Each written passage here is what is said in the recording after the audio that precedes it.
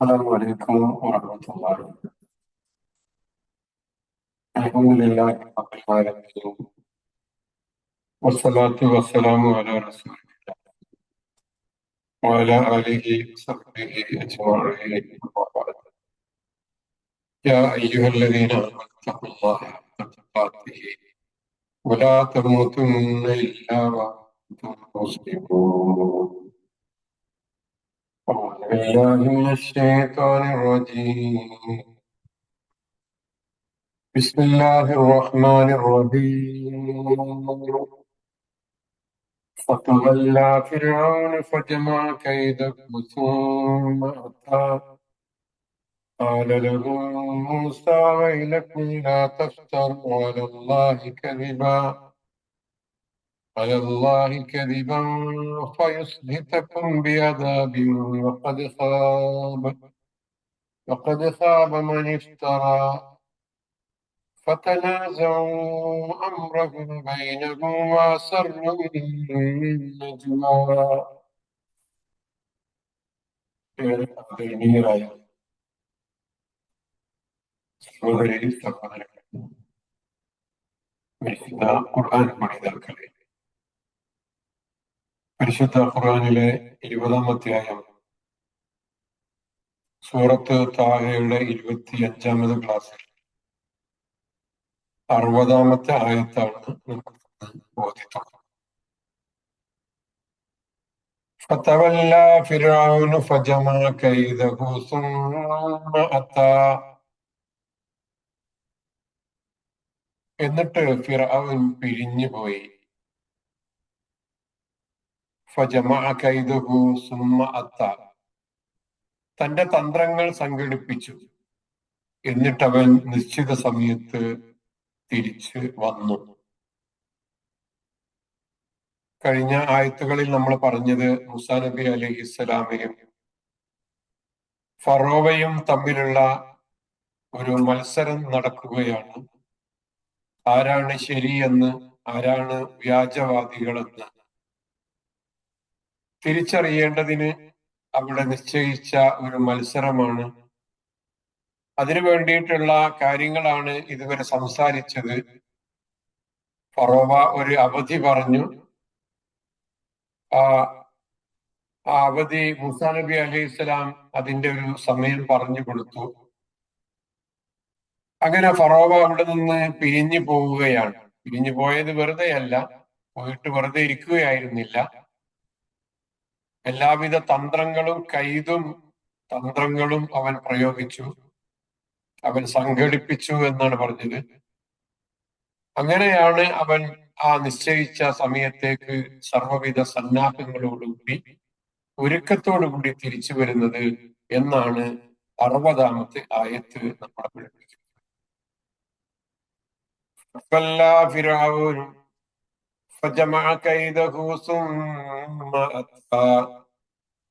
വാക്കുകളുടെ അർത്ഥം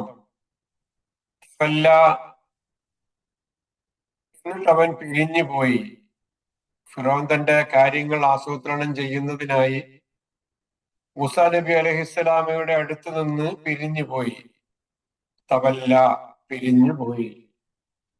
ഫജമഅ, എന്നിട്ട് അവൻ ഒരുമിച്ച് കൂട്ടി. ശേഖരിച്ചു. കൈദഹു, അവന്റെ തന്ത്രം. കൈദുൻ ഒരു നാമമാണ്, ഇസ്മാണ്. വാക്കിന്റെ അർത്ഥം തന്ത്രം, ഗൂഢാലോചന എന്നൊക്കെയാണ്. ഹു എന്ന് പറഞ്ഞാൽ അവന്റെ.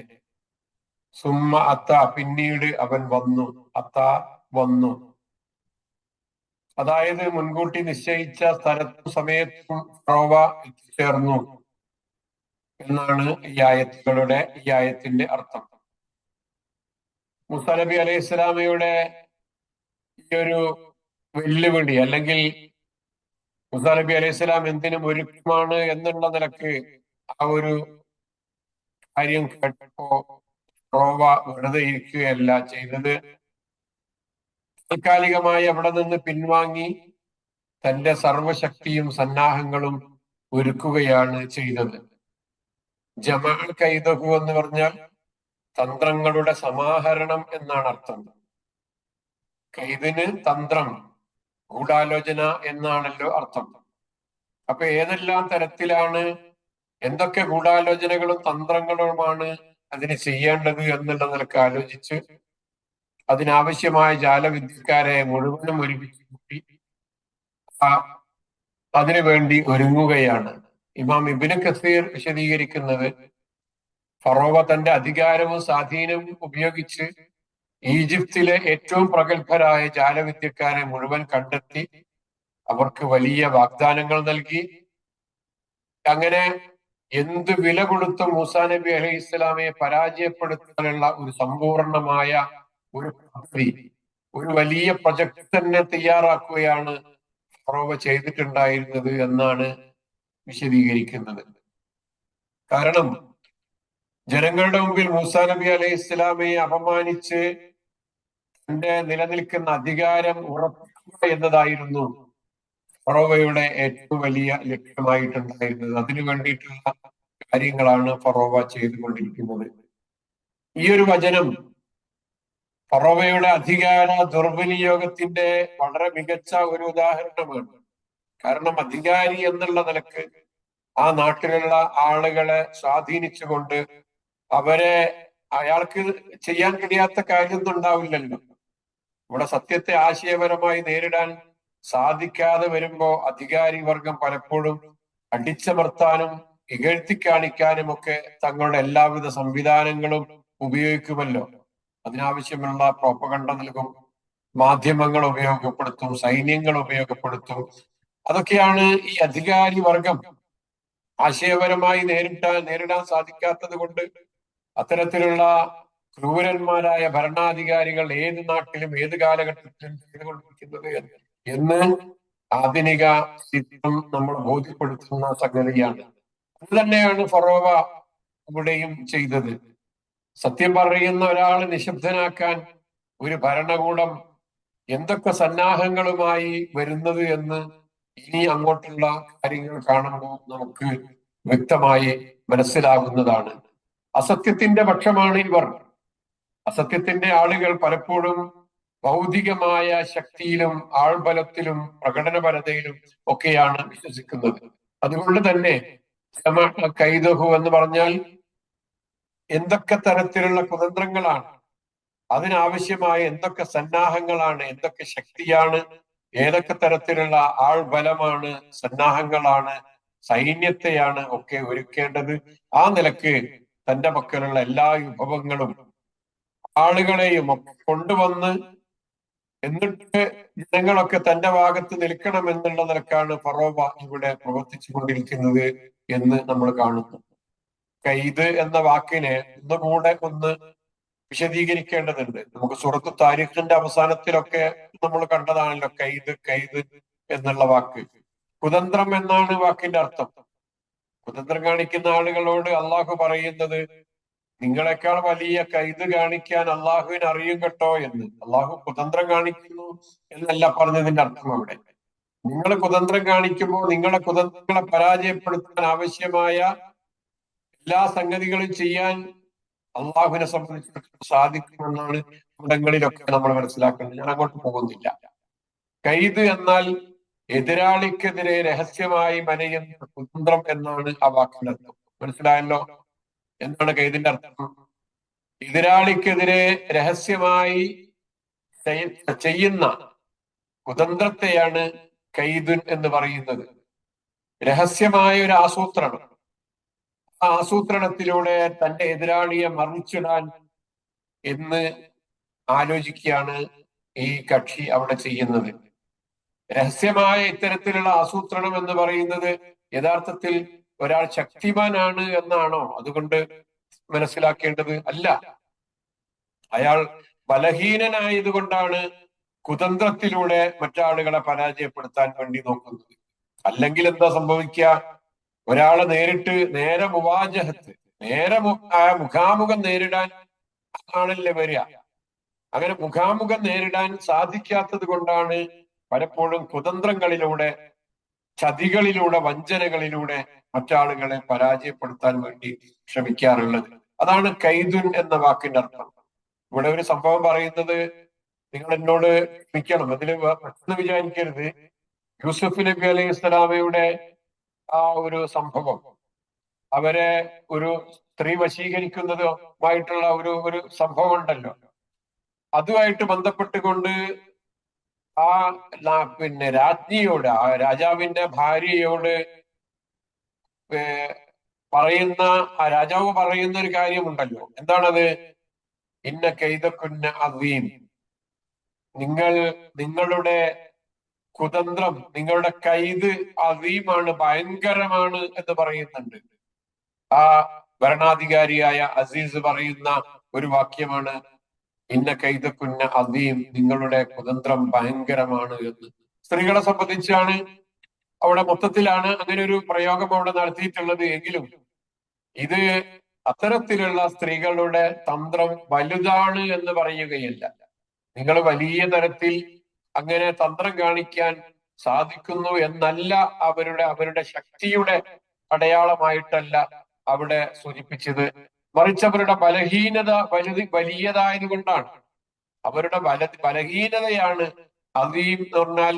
നിങ്ങളുടെ ബലഹീനത വലിയതായത് കൊണ്ട് നിങ്ങൾ പലപ്പോഴും ആളുകൾ തോൽപ്പിക്കുന്നതിന് വേണ്ടി കൈത് കാണിക്കുന്നവരാകുന്നു എന്ന് അവിടെ സൂചിപ്പിക്കുകയാണ് യഥാർത്ഥം ചെയ്തത് എന്നാണ് നമ്മളിവിടെ മനസ്സിലാക്കേണ്ടത്. വിശദീകരിക്കുകയല്ല, അത് മൊത്തത്തിലൊരു വിഭാഗത്തെ ആക്ഷേപിക്കുകയല്ല ചെയ്യുന്നത്. അങ്ങനെ ചില ആളുകളും നിങ്ങളുടെ കൂട്ടത്തിലുണ്ട് എന്ന് ഓർമ്മപ്പെടുത്തുക മാത്രമാണ് ചെയ്തിരിക്കുന്നത്. അതുകൊണ്ട് പുരുഷന്മാർ അതിൽ നിന്നും കുറവ്, അതിന് പിന്നെ അങ്ങനൊന്നും ചെയ്യാത്ത ആളുകളാണ് എന്നൊന്നും അതുകൊണ്ട് അർത്ഥമില്ല. അദ്ദേഹത്തിന്റെ ഇവിടെയുള്ള ഒരു പ്രയോഗം എന്നുള്ള അർത്ഥത്തിൽ മാത്രമാണ് അത് മനസ്സിലാക്കേണ്ടത്. അപ്പോ ഇവിടെ ഫറോവ പക്കലുള്ള എല്ലാ തന്ത്രങ്ങളെയും കുറിച്ച് ആലോചിച്ച് എതിരാളിക്ക് ഏറ്റവും കൂടുതൽ ദോഷം വരുത്തുന്ന എന്താണ് തനിക്ക് ചെയ്യാൻ സാധിക്കുക എന്ന കാര്യത്തിലാണ് ഇവിടെ തീരുമാനമെടുക്കുന്നത്. അതാണ് ജമാഅ എന്ന് പറഞ്ഞത്. അങ്ങനെയുള്ള പ്രയോഗങ്ങൾ ഖുർആനിൽ വേറെയുണ്ട്. ജമഅ, അജ്മഉ എന്നൊക്കെ പറഞ്ഞിട്ടുള്ള യൂസുഫ് നബി അലൈഹി സ്വലാമയുടെ സംഭവത്തിൽ തന്റെ സഹോദരങ്ങൾ അദ്ദേഹത്തിനെതിരെ ചെയ്ത കാര്യത്തെ സംബന്ധിച്ച് അവർ കൂടിയാലോചിച്ച സംഗതികളെ സംബന്ധിച്ചൊക്കെ ഖുർആൻ പറയുന്നിടത്ത്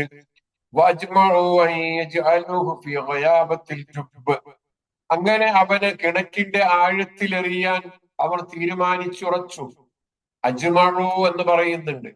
അപ്പോ യൂസുഫിനെ കൊല്ലുകയാണോ വേണ്ടത്, ദൂരേക്ക് എറിയുകയാണോ വേണ്ടത്, അല്ലെങ്കിൽ ദേഹോപദ്രവം വരുത്തുകയാണോ വേണ്ടത് എന്ന പല നിലക്കുള്ള ആലോചനകൾ മുമ്പിൽ വന്ന് അവസാനം അജ്മഉ, അവർ ഏകകണ്ഠമായി ഒരു തീരുമാനത്തിൽ എത്തുകയാണ്, കിണറ്റിലിടാം എന്ന തീരുമാനത്തിൽ എത്തുകയാണ് എന്നതിനെ സംബന്ധിച്ച് അജ്മഉ എന്ന് പറഞ്ഞിട്ടുണ്ട് എന്നാണ്. അപ്പൊ ഇവിടെ കുതന്ത്രം കാണിക്കുന്ന ആളുകൾ അവരുടെ കുതന്ത്രങ്ങൾ വിജയിക്കാൻ ആവശ്യമായ തരത്തിലുള്ള ഒരുക്കങ്ങൾ നടത്തുമോ അതൊക്കെ ഇവിടെ നടത്തിക്കൊണ്ടിരിക്കുന്നു എന്ന് കാണുന്നു ഫറോവ. അങ്ങനെ എല്ലാവിധ ഒരുക്കങ്ങളോടുകൂടിയും സുമ്മ അത്ത, എങ്ങനെയാണ് ഈ മത്സര സ്ഥലത്തിലേക്ക് ഫറോവ വരുന്നത് എന്നാണ് ഇവിടെ കാണിക്കുന്നത്. അടുത്ത ആയത്തിലേക്ക് പോവാണ്. قال لهم موسى ويلكم لا تفتروا على الله كذبا فيسحتكم بعذاب وقد خاب من افترى. قال لهم موسى ويلكم لا تفتروا على الله كذبا فيسحتكم بعذاب وقد خاب من افترى. മൂസ അവരോട് പറഞ്ഞു, നിങ്ങൾക്ക് നാശം, വൈലക്കും നിങ്ങൾക്ക് നാശം, ലാ തഫ്തറു അലല്ലാഹി കദിബ, നിങ്ങൾ അള്ളാഹുവിന്റെ പേരിൽ കള്ളം കെട്ടിച്ചമക്കരുത്. ഏതെങ്കിലും ഒരു ശിക്ഷ മുഖേന അവൻ നിങ്ങളെ ഉന്മൂലനം ചെയ്തേക്കും. ഫയുസഹിത്തക്കും ബിഅദാബ്, യുസഹിത്തക്കും സീനെ ഹായ് തായ് സഹത്ത്, യുസഹിത്തക്കും സീന് ഹായ് തായ്, ആ മൂന്ന് വാക്കിൽ നിന്നുണ്ടായ ഒരു വാക്കാണ് യുസ്ഹിത്തു.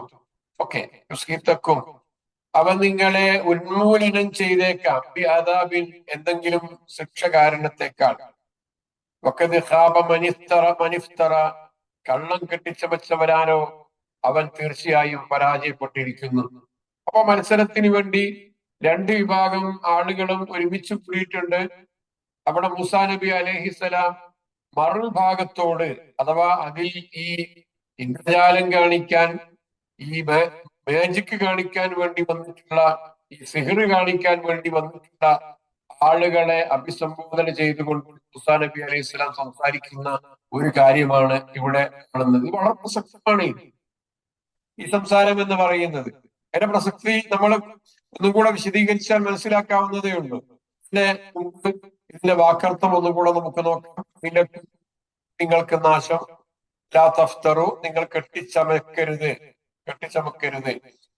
ഇഫ്തിറാ എന്നാൽ കെട്ടിച്ചമക്കുക, ഇഫ്തിറാ. ഓക്കെ. യുസ്ഹിത്തക്കും, എങ്കിൽ അവൻ നിങ്ങളെ നശിപ്പിക്കും. യുസ്ഹിത്തു എന്ന് പറഞ്ഞാൽ ഒരു ക്രിയ, വാക്കിന്റെ അർത്ഥം നശിപ്പിക്കും. അഥവാ പരലോകത്തെ ശിക്ഷയ്ക്ക് മുമ്പ് ഈ ദുനിയാവിൽ വെച്ച് തന്നെ അള്ളാഹു നിങ്ങളെ വേരോടെ പിഴുതെറിയും, പൂർണ്ണമായി നശിപ്പിക്കും എന്നാണ് ആ വാക്കിന്റെ അർത്ഥമായി മനസ്സിലാക്കേണ്ടത്. അപ്പൊ അവർക്കൊരു പേടി തോന്നുകയാണ്. ഒരു പ്രവാചകനാണ്, ആ പ്രവാചകന്റെ മോചിതത്താണ്, ആ മോചിതത്തിനോടാണ് ഞങ്ങൾ നേരിടുന്നത്. അങ്ങനെ നിങ്ങൾ ഇവിടെ കെട്ടിച്ചമച്ചുകൊണ്ട് കള്ളവാദങ്ങൾ, ഇവിടെ കള്ള കാര്യങ്ങൾ നിങ്ങൾ ഇവിടെ പ്രദർശിപ്പിച്ചാൽ നിങ്ങൾക്ക് ഇതുകൊണ്ട് ശിക്ഷ അനുഭവിക്കേണ്ടി വരും. അത് ഈ ലോകത്ത് വെച്ച് തന്നെ സംഭവിക്കും.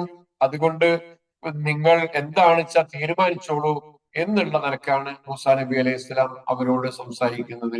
വഖദ് ഖാബ, എന്നിട്ടൊരു പൊതു തത്വം ഇവിടെ ഓർമ്മപ്പെടുത്തുന്നു. അവരോട് മാത്രമല്ല, ഏതാളുകളും മനസ്സിലാക്കേണ്ട ഒരു സംഗതി ഇവിടെ വിശദീകരിക്കുന്നു.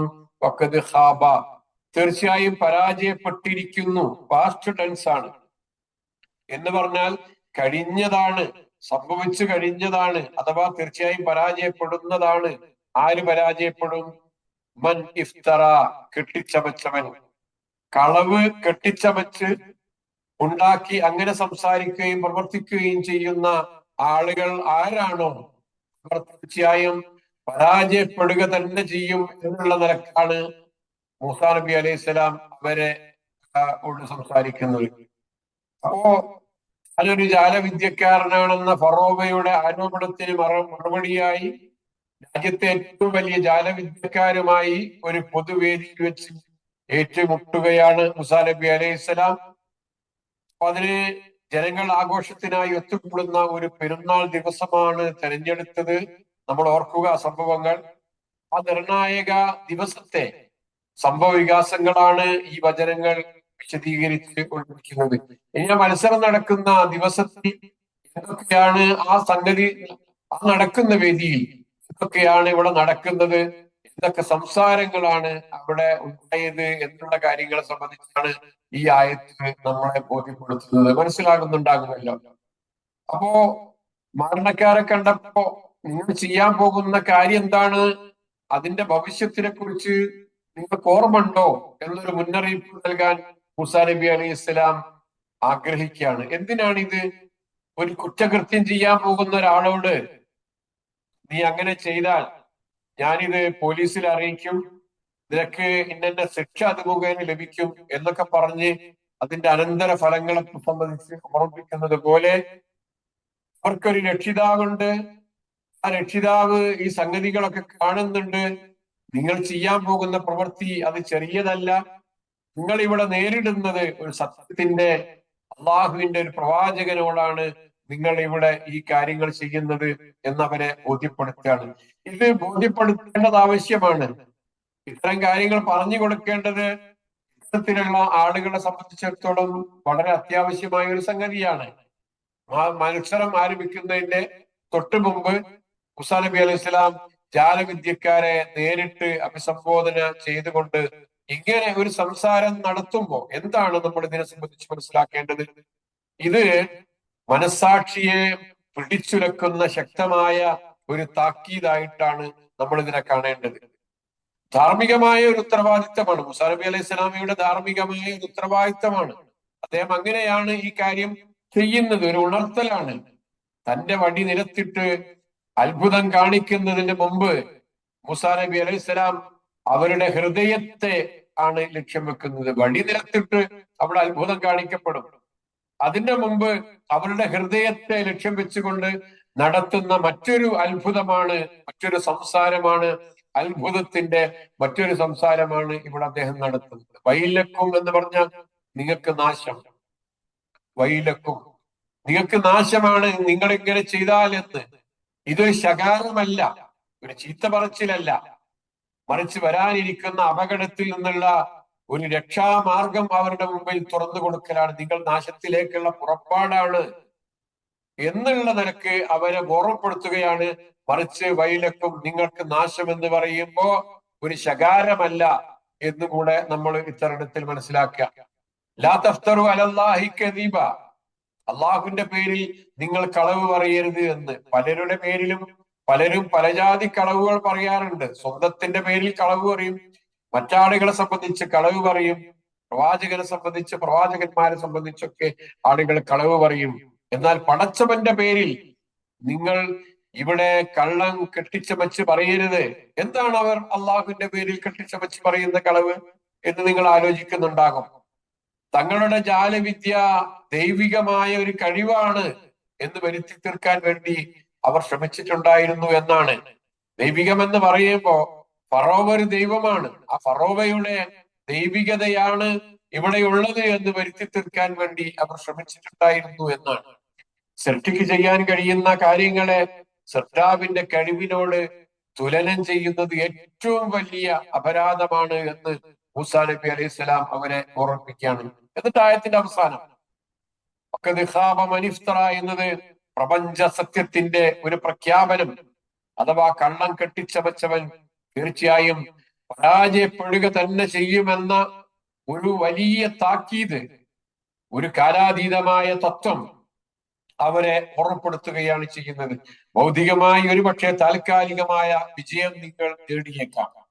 ഇത്തരത്തിലുള്ള കള്ളത്തരങ്ങൾ കാണിച്ചുകൊണ്ട്, കെട്ടിച്ചമച്ച് പറഞ്ഞുകൊണ്ട് താൽക്കാലികമായി നിങ്ങൾക്ക് വിജയം നേടാൻ സാധിച്ചാലും പിന്നീട് ആത്യന്തികമായി എന്നെങ്കിലും ഒരു ദിവസം ആ കളവ് പിടിക്കപ്പെടുകയും പരാജയപ്പെടുകയും കള്ളവാദി ആരാണ് എന്ന് സമൂഹം അറിയപ്പെടുകയും ചെയ്യുമെന്ന കാര്യം നിങ്ങൾ ഓർമ്മിക്കണേ എന്നാണ് അവിടെ നമ്മൾ ഈ ആയത്തിന്റെ അവസാനത്തിൽ നമ്മൾ കാണുന്നത്. അതൊരു പൊതുതത്വമാണ്, എല്ലാവരും മനസ്സിലാക്കേണ്ട, ഉൾക്കൊള്ളേണ്ട ഒരു കാര്യമാണ്. നമ്മൾ കളവ് പറയുമ്പോ, കളവ് കെട്ടിച്ചമച്ച് പറയുമ്പോ എവിടെങ്കിലും വെച്ച് അത് പരാജയപ്പെടും, അതിനൊരു ബ്ലോക്ക് വരും, നമുക്ക് മുന്നോട്ട് കൊണ്ടുപോകാൻ പറ്റാത്ത വിധത്തിൽ ആ കളവ് എവിടെയെങ്കിലും മുട്ടി നിൽക്കുന്നതാണ്, അത് മുന്നോട്ട് പോകാൻ സാധ്യമാകാത്ത വിധത്തിൽ നിൽക്കുന്നതാണ് എന്ന് കളവ് കെട്ടിച്ചമച്ച് പറയാൻ മെനക്കെടുന്ന ഏതൊരാളും മനസ്സിലാക്കേണ്ടതാണ്. ഈ ആയത്തിൽ നമ്മൾ മനസ്സിലാക്കേണ്ട മറ്റൊരു മികച്ച പാഠം എന്താണെന്ന് അറിയാമോ? സത്യപ്രബോധനത്തിന്റെ ഏറ്റവും മികച്ച ഒരു മാതൃക ഈ ആയത്തിലുണ്ട് എന്നാണ്. എതിരാളികളെ ശാരീരികമായി നേരിടുന്നതിന് മുമ്പ് ആശയപരമായും ധാർമ്മികമായും അവരെ സമീപിക്കുക എന്നത് വളരെ പ്രധാനപ്പെട്ട ഒരു സംഗതിയാണ്. ആളുകളെ ബോധ്യപ്പെടുത്തി കൊടുക്കുക, ആശയം പറഞ്ഞു കൊടുക്കുക, അവർക്ക് കാര്യങ്ങൾ മനസ്സിലാക്കി കൊടുക്കുക. അവരുടെ ഉള്ളിൽ ഒരു നന്മയുടെ അംശം ഉണ്ടാകും, ആ നന്മയുടെ അംശത്തെ ഉണർത്താൻ ഉള്ള ശ്രമങ്ങൾ ഓരോരുത്തരുടെ അതിന്റെ ഭാഗമായിട്ട് നടക്കുക. എന്നിട്ട് വേണം മറ്റുള്ള കാര്യങ്ങളിലേക്ക് പോകാൻ. അവരുടെ പ്രവർത്തനങ്ങളുടെ അനന്തര ഫലങ്ങളൊക്കെ സംബന്ധിച്ച് അവർക്ക് ചിന്തിക്കാനുള്ള അവസരങ്ങൾ അവർക്ക് അവരുടെ ജീവിതത്തിൽ ഉണ്ടാക്കി കൊടുക്കുക. അതാണ് കേവലം ഒരു മത്സരത്തിൽ വിജയിക്കാനുള്ള തന്ത്രമായിട്ടല്ല ഈ സംസാരങ്ങൾ നമ്മൾ കാണേണ്ടത്. മറിച്ച് ആളുകളെ ത്തിലേക്ക് ക്ഷണിക്കുന്നതിന്റെ വളരെ ഉദാത്തമായ ഒരു മാതൃകയായിട്ടാണ് ഈ സംഭവങ്ങൾ നമ്മൾ കാണേണ്ടത്. ആയത്ത് അവിടെ അവസാനിപ്പിക്കുന്നത് മനസ്സിലായല്ലോ. മൂസാ നബി അലൈഹി സ്വലാം ഇവിടെ മത്സരിക്കാൻ വന്ന ആളുകളെ നേരിട്ടുകൊണ്ട് ഒരു സംസാരം നടത്തുന്നു. പക്ഷെ ആ സംസാരം അത് കുറിക്കുകൊണ്ടു കൃത്യമായി ഏറ്റു. അതാണ് ഇവിടെ ഇനി അടുത്ത ആയത്തിൽ 62-ാമത്തെ ആയത്തിൽ നമ്മൾ കാണുന്നത്.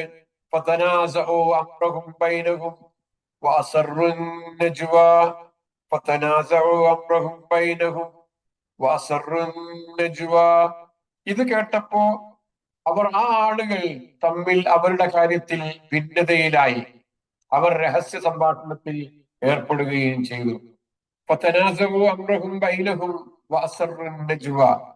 മൂസാ നബിയുടെ സംസാരം കേട്ടപ്പോ അവരുടെ ആ ആളുകൾ തമ്മിൽ അങ്ങോട്ടും ഇങ്ങോട്ടും ഭിന്നതയിലായി. നമുക്ക് ഈ പരിപാടി നിർത്താം, ഇത് മുന്നോട്ട് പോകുന്നത് ശരിയല്ല, അദ്ദേഹം സത്യവാദി തന്നെയാണ് എന്നാണ് മനസ്സിലാകുന്നത് എന്നൊക്കെ പറഞ്ഞ് അങ്ങോട്ടും ഇങ്ങോട്ടൊക്കെ സംസാരമായി. പക്ഷെ ആ സംസാരങ്ങൾ മൂസാ നബിയും ഹാറൂൻ നബിയും ഒന്നും കേൾക്കാതിരിക്കാനും മറ്റാളുകൾ അറിയാതിരിക്കാനും അവരെന്ത് ചെയ്തു? അവരുടെ ആ രഹസ്യ സംഭാഷണം, നജ്വ, അവരുടെ ആ സംഭാഷണങ്ങൾ അസറു, അവർ സ്വകാര്യമായിട്ടാണ് അവിടെ ചെയ്തിട്ടുണ്ടായിരുന്നത്. ആരും കേൾക്കാതെ, പറയാതെ സ്വകാര്യമായിട്ടാണ് അവരുടെ ഈ ഭിന്നത, അവർക്കുള്ളിലുള്ള ആ തർക്കം അവർ പ്രകടിപ്പിച്ചുകൊണ്ടിരുന്നത് എന്നാണ്. വാക്കുകളുടെ അർത്ഥം നോക്കാം. അവർ അന്യോന്യം തർക്കിച്ചു. അന്യോന്യം തർക്കിച്ചു. അവരുടെ കാര്യം, അങ്ങോട്ടും ഇങ്ങോട്ടും തർക്കത്തിലായി അവരുടെ കാര്യങ്ങൾ. ബൈനഹും, അവർക്കിടയിൽ, ബൈന, ഇടയിൽ, ഹും, അവർ, അസറു, അവർ രഹസ്യമാക്കി, അസറ, അസറു, അവർ രഹസ്യമാക്കി, നജ്വ, രഹസ്യ സംഭാഷണം. നജ്വ എന്ന് പറഞ്ഞാൽ രഹസ്യ സംഭാഷണം, സ്വകാര്യ ചർച്ച എന്നാണ് വാക്കിന്റെ അർത്ഥം. അവരുടെ സ്വകാര്യ സംസാരം, അവരുടെ ആ സ്വകാര്യ സംസാരം എന്തുമാത്രം രഹസ്യമാക്കാൻ സാധിച്ചു അത്രയും അവർ രഹസ്യമായിട്ടാണ് ചെയ്തത്. അതാണ് അസറു, അസറ, സിറാക്കി, രഹസ്യമാക്കി എന്ന് പറഞ്ഞതിന്റെ അർത്ഥം. അപ്പോ മൂസാ നബി അലൈഹി സ്വലാമയുടെ ഈ മുന്നറിയിപ്പിന്റെ ഫലം ഇവിടെ കാണുകയാണ്. നിങ്ങൾക്ക് നാശം, നിങ്ങൾ അള്ളാഹുവിന്റെ പേരിൽ കള്ളം കെട്ടിച്ചമക്കരുത് എന്നൊക്കെ പറഞ്ഞ ആ വാക്ക് കൃത്യമായി അത് ഏറ്റിട്ടുണ്ട്. അതിന്റെ ഫലമായി തങ്ങളുടെ കാര്യത്തിൽ അവർ പരസ്പരം തർക്കത്തിലാവുകയാണ്. ആശയക്കുഴപ്പവും തർക്കവും അവിടെ സംഭവിക്കുകയാണ്. മൂസാ നബിയുടെ വാക്കുകളിലെ സത്യസന്ധതയും ഗൗരവവും അവരെ ചിന്തിപ്പിക്കുകയാണ്. ഈ സംസാരത്തിൽ മൂസാ നബിയുടെ സത്യസന്ധതയും അദ്ദേഹം പറഞ്ഞ വാക്കുകളുടെ ഗൗരവവും അവരെ ചിന്തിപ്പിക്കുകയാണ്. ഇതൊരു സാധാരണ ജാലവിദ്യക്കാരന്റെ വാക്കുകളല്ല എന്നവർ തിരിച്ചറിഞ്ഞു. ഇമാം തുബരി അദ്ദേഹത്തിന്റെ തഫ്സീറിൽ പറയുന്നത് പോലെ ഇദ്ദേഹം പറയുന്നത് സത്യമാണോ, ഇദ്ദേഹം ഒരു പ്രവാചകനാണോ, നമ്മുടെ ജാലവിദ്യ കൊണ്ട് ഇദ്ദേഹത്തെ തോൽപ്പിക്കാനാകുമോ എന്നിങ്ങനെയുള്ള സംശയങ്ങളാണ് അവരുടെ ഇടയിലുണ്ടായത്. ഇതൊക്കെയാണത്. ഇദ്ദേഹം പറയുന്നത് സത്യം തന്നെ ആകുമോ, ഇദ്ദേഹം ഒരു പ്രവാചകനാണോ, നമ്മുടെ ജാലവിദ്യ കൊണ്ട് ഇദ്ദേഹത്തെ തോൽപ്പിക്കാൻ നമുക്ക് സാധിക്കുമോ, ഇപ്പൊ നമ്മൾ ഇവിടെ പിന്മാറലാണ് നല്ലത് എന്നൊക്കെ ഉള്ള അർത്ഥത്തിലാണ് അവരുടെ സംസാരം അവിടെ നടക്കുന്നത്. കാരണം അസത്യത്തിന്റെ പക്ഷം പുറമെ എത്ര ഐക്യത്തിലാണെന്ന് ഭാവിച്ചാലും ഉള്ളിൽ ഭിന്നതയിലാണ് എന്നതിലേക്കുള്ള ഒരു സൂചനയാണ് ഇവിടെ നമുക്ക് കാണുവാൻ സാധിക്കുന്നത് എന്ന് പറയുന്നതിലുള്ള സംഗതികൾ. മൂസാ നബി അലൈഹി സ്വലാമയുടെ വാക്കുകൾ അവരുടെ ഉള്ളിൽ ഒരു ഭയം നിറച്ചു എന്ന് നമ്മൾ പറഞ്ഞു. അവരുടെ ഉള്ളിൽ നന്മ സ്വീകരിക്കാനുള്ള ഒരു സാധ്യത ഉണ്ടായിരുന്നു എന്ന് നമ്മൾക്ക് ഇവിടെ അതിനൊരു സൂചന ഇവിടെ നമുക്ക് ലഭിക്കുന്നുണ്ട്. ഇനി അങ്ങോട്ടുള്ള കാര്യങ്ങൾ നമ്മൾ കാണുമ്പോ അത് പ്രകടമാണ്. അവരിൽ ഒരു ഭയം ഉണ്ടായി എന്നുള്ള സ്വാഭാവികം. അതിന്റെ പേരിൽ അവർ പരസ്പര തർക്കത്തിലായി. അതോടൊപ്പം തന്നെ അവരുടെ ഉള്ളിൽ നന്മ സ്വീകരിക്കാനുള്ള ഒരു സാധ്യതയും തെളിഞ്ഞു വരികയാണ്. അങ്ങനെ എന്തായിരുന്നാലും അങ്ങനെയൊക്കെ ഉണ്ടായിരുന്നെങ്കിലും അവരുടെ ഈ ദൗർബല്യം അത് പുറത്തറിയുന്നത് പരാജയത്തിന് തുല്യമാണ് എന്ന് അവർ കരുതിയിട്ടാണ് അവർ അടുത്ത ആയത്തിൽ കാണുന്നത് പോലെയുള്ള ചില സംസാരങ്ങൾ നടത്തുന്നത്. മൂസാ നബിയെ സംബന്ധിച്ച് അദ്ദേഹം സാഹിറാണ്, നിങ്ങളെ ഈ നാട്ടിൽ നിന്ന് പുറത്താക്കാൻ വന്നതാണ് എന്നൊക്കെയുള്ള ഒരു തരത്തിലുള്ള സംസാരത്തിലേക്ക് അവർ പോകുന്നുണ്ട്. അത് അടുത്ത ആയത്തിൽ ഇൻഷാ അല്ലാഹ് വരുന്നുണ്ട്. അപ്പൊ ഇവിടെ മൂസാ നബി അലൈഹി സ്വലാം അദ്ദേഹം നടത്തിയ ഈ സംസാരം, സത്യത്തിന്റെ ഈ വാക്കുകൾ, സത്യത്തിന്റെ ഒരു വാക്കിന് പോലും ഒരു വലിയ സംഘത്തെ പിടിച്ചുലക്കാൻ കഴിയുമെന്നതിന്റെ ഉത്തമ ഉദാഹരണമായി നമുക്ക് ഇവിടെ കാണാൻ സാധിക്കുന്നു. നമ്മൾ എന്ത് തന്നെ ആയിരുന്നാലും സത്യം പറഞ്ഞുകൊണ്ടേയിരിക്കുക. ആ സത്യം കേൾപ്പിക്കേണ്ടടുത്ത്, കേൾപ്പിക്കേണ്ട സമയത്ത്, ആ സന്ദർഭങ്ങളിൽ കൃത്യമായി നമ്മൾ ആ സത്യം കേൾപ്പിക്കുക എന്നതാണ് നമ്മളൊരു ബാധ്യതയായി ഏത് തരത്തിലുള്ള അസത്യവാദികളെയും നേരിടുന്നതിന് മുമ്പിൽ അവിടെയൊക്കെ സത്യം പറഞ്ഞുകൊണ്ടിരിക്കുക എന്നുള്ളതാണ് നമ്മുടെ ബാധ്യത. കാരണം സത്യത്തിന് ആന്തരികമായ ഒരു ശക്തിയുണ്ട്. അത് കേൾക്കുന്നവരുടെ ഹൃദയത്തിൽ സംശയങ്ങളുടെയും ചിന്തകളുടെയും വിത്തുകളൊക്കെ പാകും. ഒരു വ്യവസ്ഥിതി എത്ര ശക്തമാണ് പുറമെ തോന്നിച്ചാലും സത്യത്തിന്റെ ഒരു വെളിപ്പെടുത്തൽ മതി അതിന്റെ അടിത്തറ മൊത്തമായി ഇളകാൻ. അപ്പൊ സത്യം പറയാം. ഈ ജാലവിദ്യക്കാരായ ആളുകളുടെ മാനസാന്തരത്തിന്റെ ആദ്യ പടിയാണ് യഥാർത്ഥത്തിൽ ഈ ഇവിടെ നടക്കുന്ന അവരുടെ തർക്കവും രഹസ്യ സംഭാഷണങ്ങളും. ഇതിനിടെയായ കാര്യം എന്താണ്? മൂസാ നബി അലൈഹി സ്വലാം പറഞ്ഞ വളരെ ലളിതവും സുന്ദരവുമായ ഈ സത്യമാണ് അവർക്ക് ഏറ്റവും കൂടുതൽ അവരെ ഇങ്ങനെ ഒരു അവസ്ഥയിലേക്ക് എത്തിച്ചത്. ഭൗതികമായ എല്ലാ പ്രതികൂല സാഹചര്യങ്ങളിലും പതറാതെ ധാർമ്മികമായ കരുത്തോടെ എതിരാളിയുടെ മനസ്സാക്ഷിയോട് സംസാരിക്കാനുള്ള ധൈര്യം ഉണ്ടാവുക എന്നതാണ് നമ്മൾ ഇന്നത്തെ ക്ലാസ്സിൽ നിന്ന് മനസ്സിലാക്കുന്ന ഏറ്റവും വലിയ ഒരു പാഠം എന്നത്. നമുക്ക് അറിയാവുന്ന സത്യങ്ങൾ ഒരു പതർച്ചയുമില്ലാതെ എതിരാളിയുടെ മനസ്സാക്ഷിയോട് സംസാരിക്കാൻ പറ്റുന്ന രൂപത്തിലാണ് നമ്മൾ ഉള്ളതെങ്കിൽ തീർച്ചയായും അതിന് പ്രതിഫലനങ്ങൾ ഉണ്ടാകും. യഥാർത്ഥ മാറ്റം ആരംഭിക്കുന്നത് പുറമെയുള്ള പ്രവൃത്തികളിലല്ല, മനുഷ്യന്റെ ഉള്ളിലെ ചിന്തകളിലും തർക്കങ്ങളിലുമാണ് എന്ന് ജാലവിദ്യക്കാരുടെ ഹൃദയത്തിൽ മൂസാ നബി അലൈഹി സ്വലാമിയുടെ വാക്കുകൾ ശ്രദ്ധിച്ച ആ ചലനങ്ങൾ നമ്മൾ പരിശോധിക്കുമ്പോൾ, നമ്മൾ മനസ്സിലാക്കുമ്പോൾ നമുക്ക് കണ്ടെത്താൻ സാധിക്കും എന്നാണ് നമ്മൾ മനസ്സിലാക്കേണ്ടത്. ഇവിടെ അവസാനിപ്പിക്കുകയാണ്. ഇനി അവരുടെ ചില സംസാരങ്ങളാണ്. ഇതുമായിട്ട് ബന്ധപ്പെട്ട കാര്യങ്ങൾ ഇൻഷാ അല്ലാഹ് ഇനി നമ്മുടെ പരീക്ഷ കഴിഞ്ഞിട്ടാണ് നമ്മുടെ ക്ലാസ് എടുക്കുക. അടുത്ത കുറച്ച് ആഴ്ചകളിലായി ഇതുവരെ കഴിഞ്ഞ 60 ആയത്തുകളിൽ നിന്നുള്ള പരീക്ഷകൾ 2 ഭാഗമായിട്ട് നടക്കും. ചെറിയ സിമ്പിൾ ആയിട്ടുള്ള ചോദ്യങ്ങളാണ് ഉണ്ടാകുക. നിങ്ങൾ ഇതുവരെയുള്ള നോട്ട്സ് ആണ് മെയിൻ ആയിട്ട് വായിക്കേണ്ടത്. അതിൽ നിന്ന് മാത്രമേ ചോദ്യം ഉണ്ടാവുള്ളൂ. അല്ലാതെ നിങ്ങൾക്ക് പരിഭാഷയും വിശദീകരണവും ഒക്കെ വായിക്കാം, വീഡിയോ ഒക്കെ ചെയ്യാം. പക്ഷെ നോട്ട്സിൽ നിന്ന് മാത്രം ഏതാനും ചോദ്യങ്ങൾ ഉൾപ്പെടുത്തി അത് നിങ്ങൾക്ക് അതിൻ്റെ അകത്ത് സെലക്ട് ചെയ്താൽ മാത്രം മതിയാവും, അടയാളപ്പെടുത്തിയാൽ മാത്രം മതിയാവും. മറ്റൊന്ന് എഴുതാനോ പഠിക്കാനോ ഒന്നും ഉണ്ടാവില്ല. അങ്ങനെ 2 പരീക്ഷകളാണ് ഉദ്ദേശിക്കുന്നത്. ഈ സൂറത്ത് ഒന്ന് കൃത്യമായിട്ട് പഠിക്കാനും ഓർമ്മിക്കാനും ഒക്കെ, ഇതുവരെയുള്ള എടുത്ത ഭാഗങ്ങൾ ഓർമ്മിക്കാനും ഒക്കെ അതിനൊരു സാഹചര്യം ഉണ്ടാകും. നമുക്കൊരു പിന്നെ കുറഞ്ഞ 1 മാസത്തെ ഇടവേള ഉണ്ടാകും ചെയ്യും ക്ലാസ്സിന്. അള്ളാഹു അനുഗ്രഹിക്കുമാറാകട്ടെ. എല്ലാവരുടെയും പ്രാർത്ഥനയിൽ ഉൾപ്പെടുത്താം. പക്ഷെ പല ആൾക്കാരും പ്രാർത്ഥിക്കാൻ വേണ്ടി പറഞ്ഞിട്ടുണ്ട്. നമ്മുടെ പ്രാർത്ഥനകൾ ഫലം ചെയ്ത പല സംഭവങ്ങളും തന്നെ നമ്മുടെ ഗ്രൂപ്പിലുള്ള നമ്മുടെ പഠിതാക്കളായിട്ടുള്ള സഹോദരങ്ങൾ പങ്കുവച്ചിട്ടുണ്ട്. കൂടുതൽ ഇനിയും അത്തരത്തിലുള്ള നന്മ നിറഞ്ഞ പ്രാർത്ഥനകൾ നമ്മുടെ ഭാഗത്ത് നിന്നുണ്ടാകട്ടെ. അള്ളാഹു നമ്മെ എല്ലാ നിലക്കും അനുഗ്രഹിക്കുമാറാകട്ടെ. നമ്മൾ സംഭവിച്ചു പോകുന്ന കുറ്റങ്ങൾ അള്ളാഹു നമുക്ക് പുറത്തു നിന്ന് അവന്റെ ജന്നാത്തിൽ ഫിർദൗസിൽ നമ്മെ ഒരുമിച്ച് കൂട്ടുമാറാകട്ടെ. നമുക്ക് ഈ ഒരു ഇടവേളയ്ക്ക് ശേഷം വീണ്ടും ശക്തമായ നിലക്ക് നമ്മുടെ ക്ലാസ്സുകൾ മുന്നോട്ട് കൊണ്ടുപോകാൻ അള്ളാഹു നമ്മെ തുറക്കുമാറാകട്ടെ. ഇതൊരു സ്വാലിഹായ അമലായി പരലോകത്ത് ഏറെ പ്രതിഫലം ലഭിക്കുന്ന ഒരു പുണ്യകർമ്മമായി ഈ ഖുർആൻ പഠനവും ചിന്തയും ഇതിനു മുമ്പ് ഇരിക്കുന്ന ഈ സമയം കണ്ടെത്തുന്നതും ഒക്കെ അള്ളാഹു നമ്മിൽ നിന്ന് സ്വീകരിക്കുമാറാകട്ടെ. നമ്മുടെ മക്കളിലും നമ്മുടെ മാതാപിതാക്കളിലും നമ്മുടെ കുടുംബത്തിലും ഒക്കെ അള്ളാഹു റഹ്മത്തും ബർക്കത്തും നൽകുമാറാകട്ടെ. അല്ലാഹുമ്മ റബ്ബനാ തഖബ്ബൽ മിന്നാ ഇന്നക അൻതസ് സമീഉൽ അലീം وتب علينا إنك أنت التواب الرحيم واغفر لنا يا غافر المذنبين. اللهم ربنا تقبل منا إنك أنت السميع العليم وتب علينا إنك أنت التواب الرحيم.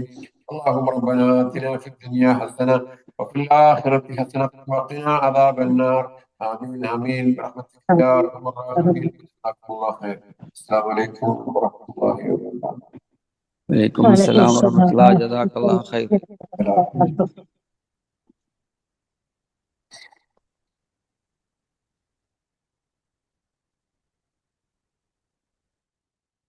Gracias.